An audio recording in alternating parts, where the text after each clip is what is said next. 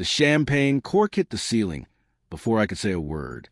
I stood in the doorway of what used to be our kitchen, still holding the manila folder with our finalized divorce papers, as my ex-wife laughed, head thrown back, eyes shining, glass raised like she just won something sacred.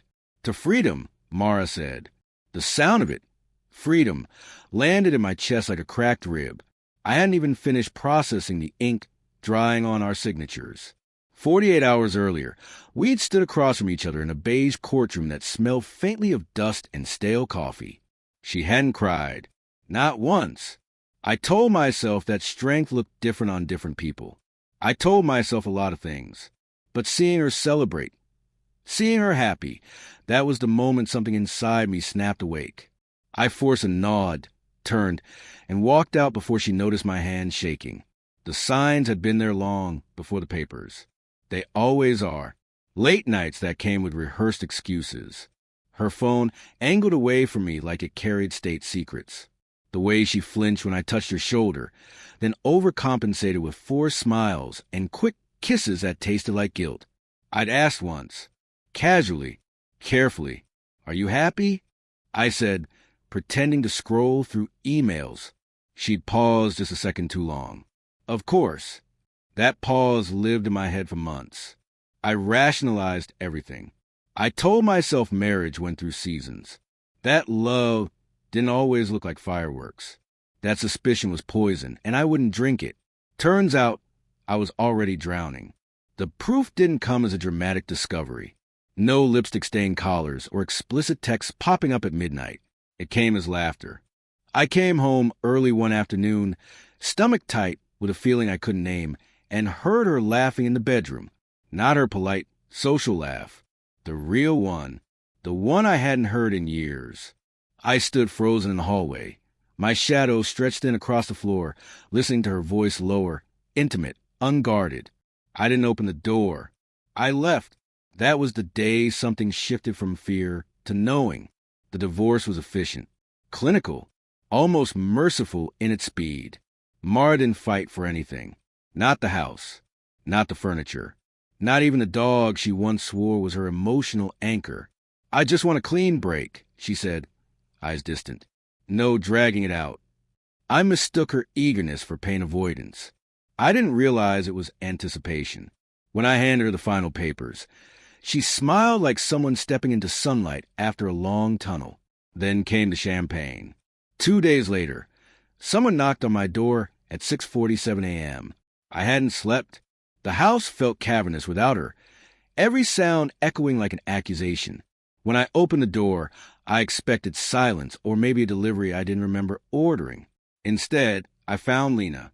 Mara's younger sister stood on my porch, face pale, eyes rimmed red, clutching an overnight bag like it was a life raft. "Can I come in?" she asked, voice barely holding together.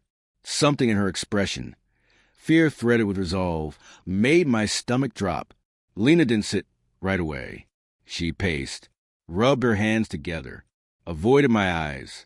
"She's celebrating," I said flatly, gesturing toward the kitchen.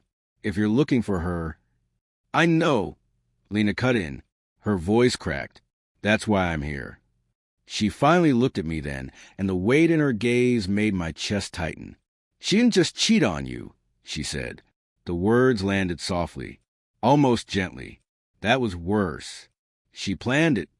I swallowed. "Plan what?" "The timing, the divorce, the move." Lena took a shaky breath.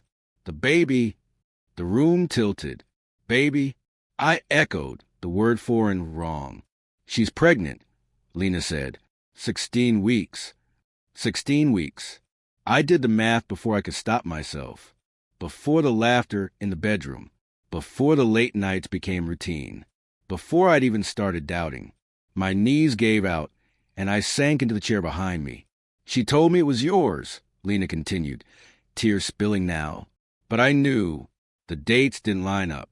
And when I asked her, really asked, she said she needed someone who made her feel alive again. Alive. I laughed then, a broken, hollow sound that scraped my throat raw. "So she destroyed me for a feeling," I said. Lena shook her head. "She destroyed you because she was afraid. You love her too honestly, too steadily, and she couldn't live up to it. That didn't soften the blow. If anything, it cut deeper. What do you want from me? I asked finally. Lena reached into her bag and pulled out a folder, thicker than mine had been. She forged your signature on a loan, she said. Used your name, your credit, to set up a new life with him. The air went cold. I couldn't let you find out when it was too late, she whispered. I know you hate her right now. I don't blame you, but you deserve the truth. I stared at the folder, my name printed cleanly on documents I'd never seen, my trust weaponized against me. In that moment, something unexpected surfaced beneath the rage. Clarity. Mara had celebrated our divorce because she thought she'd won, thought she'd rewritten the story cleanly, neatly, with me cast as a past. But stories don't end just because one person decides they're done. I closed the folder and met Lena's gaze. Thank you, I said quietly. Not for loyalty, not for kindness, for honesty. As she left, the house felt different. Still empty, still aching, but no longer haunted by questions. That night, I didn't dream of Mara. I dreamed of the moment I stopped blaming myself for someone else's betrayal and realized that losing her wasn't the tragedy. Trusting her was.